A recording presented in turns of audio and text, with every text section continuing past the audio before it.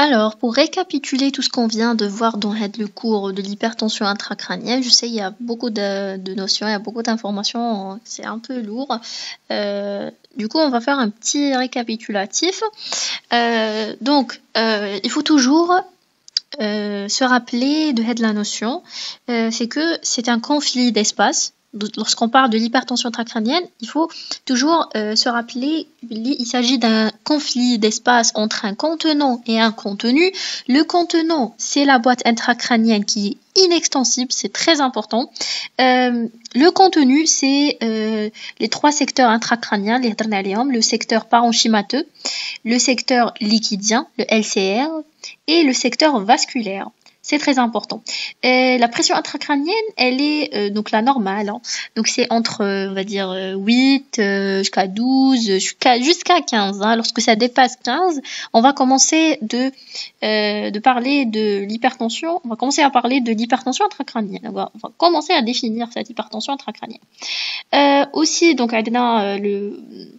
عندنا تاني في les équations comme اللي ذكرناهم عندنا على بلي la pression de perfusion cérébrale c'est la pression artérielle moyenne moins la pression intracrânienne. Aussi on a parlé des trois volumes, يعني les variations comme les volumes, c'est une constante, la somme des volumes cerveau, LCR et sang, c'est une constante. Parmi les principaux mécanismes de l'hypertension intracrânienne, c'est soit l'augmentation du volume sanguin cérébral, en cas d'hyperdébit, une hyperémie. Deuxième cause, c'est l'augmentation du volume du parenchyme cérébral, qui connaît par exemple un œdème diffus ou un œdème périlésionnel. Augmentation du LCR, le volume du LCR, c'est le cas des hydrocéphalies. Et on a quatrième cause, c'est la formation d'un volume supplémentaire, le cas de quatrième secteur. Donc là, c'est en cas d'hématome, un abcès, un processus néoplasique. Donc là, on aura formation d'un quatrième secteur qui va donc augmenter cette pression intracrânienne. Alors, pour ce qui est des œdèmes, les œdèmes vasogéniques. Pour l'œdème vasogénique, c'est une fuite transvasculaire qui va donc qui est provoquée par la rupture mécanique des jonctions endothéliales serrées de la barrière hémato-encéphalique. Donc ça, c'est l'œdème vasogénique. L'œdème cytotoxique, c'est plus grave. Là, c'est une dysfonction de la pompe Na plus K plus l'adrénalia, le gonflement des astrocytes, il est causé par une ischémie, l'œdème cytotoxique. On a l'œdème interstitiel. Là, c'est une rupture de la barrière méningo-encéphalique, la barrière. Et là, on aura la fuite ou là l'entrée de liquide cérébrospinal. L'essentiel, ça c'est l'œdème interstitiel et en extracellulaire. Et on a l'œdème osmotique qui est provoqué par une hyponatrémie. Et donc voilà, ça va provoquer l'œdème. Donc, ce qui est voilà, donc là, pour les conséquences, les graves, on a deux conséquences très très graves. Les complications les plus graves, c'est l'engagement cérébral et l'ischémie cérébrale qui sera à l'origine d'un infarctus cérébral. Voilà. Pour les symptômes aussi, donc on a des symptômes, des signes de l'hypertension intracrânienne. On a des céphalies, on a les céphalées, on a les vomissements, on a les troubles visuels par compression du nerf optique. Voilà, on aura l'apparition d'éclipses visuelles. Voilà, donc là c'est une menace d'ischémie du nerf optique qui voilà, on peut aussi trouver au fond d'œil l'œdème papillaire. Voilà, donc il faut pratiquer le fond d'œil. D'ailleurs, on a déjà parlé le cours les algies crânio-faciales, devant chaque céphalée persistante, il faut faire un fond d'œil. Il faut mesurer la tension artérielle et c'est très important tout cela. Donc autre chose, c'est on a donc des troubles, même le cas le plus grave, l'hypertension intracrânienne, on aura des troubles psychiques, une baisse de la performance intellectuelle, des atteintes endocriniennes. Vous savez, le cerveau, c'est le centre, t'as plusieurs fonctions dans notre organisme. Donc si on a une atteinte prolongée, les choses vont s'aggraver petit à petit. Voilà. Dans les cas les plus graves, même ça peut toucher l'atteinte respiratoire, voilà, le centre respiratoire. Donc pour l'engagement, voilà. Donc l'engagement et l'ischémie, c'est les complications les plus graves. Donc voilà. On a aussi la triade, les dernières triade de Cushing. Donc là, le cours tana, on a كاتبين برك adaptation de Cushing, hakaya, entre parenthèses. Donc hier, c'est une triade en fait. C'est une triade qui signe ou là qui traduit l'adaptation, la compensation. Donc on a une HTA, une bradycardie et une bradypnée. Voilà.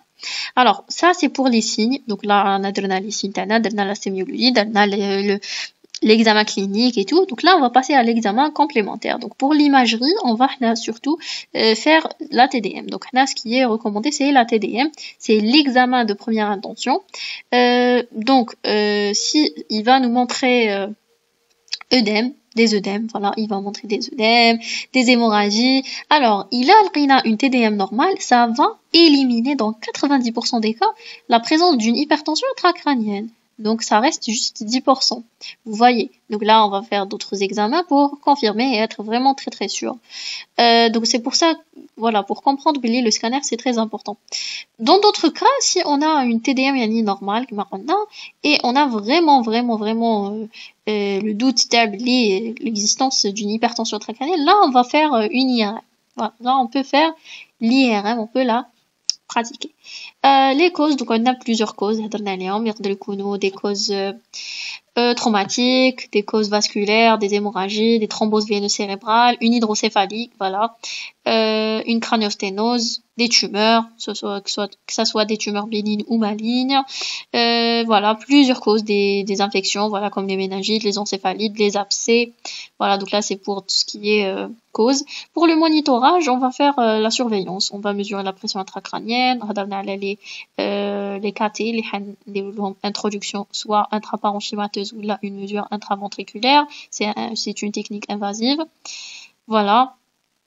Là, c'est donc la mesure de la pression intracrânienne. C'est en cas de suspicion radiologique ou la clinique de l'hypertension intracrânienne. Lorsque voilà, surtout le score de Glasgow, les est inférieur à 9 ou là inférieur à 8. Voilà. Voilà, lorsqu'on a une hydrocéphalie aussi, là, c'est surtout pour contrôler neurologiquement le patient ternant. Voilà, donc là aussi en cas de traumatisme, en cas d'écrasement, donc là c'est pour ce qui est des lésions scanographiques. Lorsqu'on trouve des lésions scanographiques, il faut faire une mesure de la pression intracrânienne. Alors deuxième monitorage, on va parler du Doppler. On a parlé du Doppler transcrânien, la citerne, enfin la fenêtre temporale. Ça c'est pour mesurer les vélocités, c'est-à-dire les vitesses systoliques, moyennes et diastoliques dans les globules rouges. Surtout, oui, l'artère cérébrale moyenne, l'artère sylvienne. On a l'index de pulsatilité, sa relation, la vitesse diastolique, on a les deux constantes, on va dire, ou les deux chiffres, les hémonabzef, voilà. Alors, pour le traitement, bon, on a d'autres monitorages. C'est la mesure de la saturation du sang veineux jugulaire. Aussi, c'est un indicateur très important, c'est un bon indicateur de la quantité d'oxygène présente dans le sang veineux qui vient, ou là, efférent du cerveau. Voilà.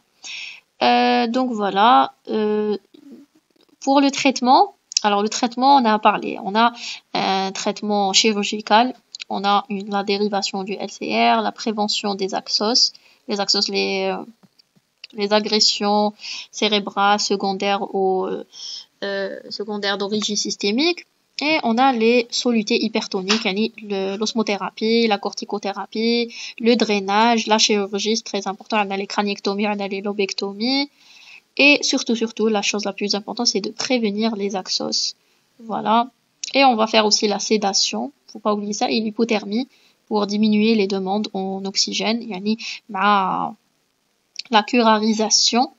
Voilà. Et pour finir, c'est l'hypertension intracrânienne, c'est une urgence, voilà, médico-chirurgicale. Il faut vraiment, il faut la mettre en tête ou l'éliminer en première intention parce que on a le risque d'engagement qui est mortel, voilà. Donc voilà, la chose la plus importante, c'est de prévenir tout ce qui est axos, voilà. Lorsqu'on a l'hypertension intracrânienne, il faut la prendre en charge le plus vite possible. Donc voilà, c'était le cours Tana. J'espère que c'était une bonne explication, j'espère vraiment. Alors voilà, et je vous dis bon courage, voilà.